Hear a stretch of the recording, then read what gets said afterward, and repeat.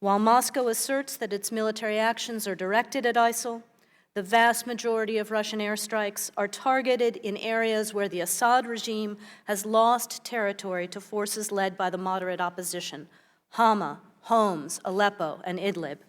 Now Russia's fielding its own artillery and other ground assets around Hama and Homs, greatly increasing Russia's own soldiers' vulnerability to counterattack. And Moscow has failed, as you said and as Assistant Secretary Patterson said, to exact any humanitarian concessions from the Assad regime as the price for Russian support. The regime continues to barrel bomb its own citizens with impunity, perhaps even emboldened by Moscow's help. None of this has been cost-free for Russia itself. In pure economic terms, the price of its air campaign is estimated at $2 to $4 million per day. This at a time when average Russians are feeling the pinch of recession brought on by economic mismanagement, low oil prices, and sanctions applied for the Kremlin's last military adventure in Ukraine. I realize you're not speaking for the Department of Defense. We have limited our own military cooperation with Russia to the most basic of aviation deconfliction procedures to protect our own air crews. What would positive cooperation by Russia look like? First, Russia would turn its guns on ISIL and stop the carnage in and around Syria's western cities.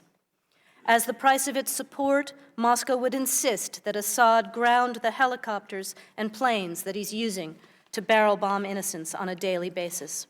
And it would urgently work with us, our allies, and UN envoy Staffan de Mistura to turn the statement of principles that Secretary Kerry, Foreign Minister Lavrov, and 17 other ministers and institutions released in Vienna last Friday into a true ceasefire, a parallel political transition process, and hasten the day that Assad's bloody tenure comes to an end. The quality of our cooperation with Russia in Syria depends on the choices that Moscow makes. Do you have anything to add? Simply to say that we've been very clear with the Russians. The only way we'd end up in a joint strategy is if the Russians agreed to the general premise that we have to have a ceasefire, we have to have a transitional government, and we have to have a decision on getting rid of Assad.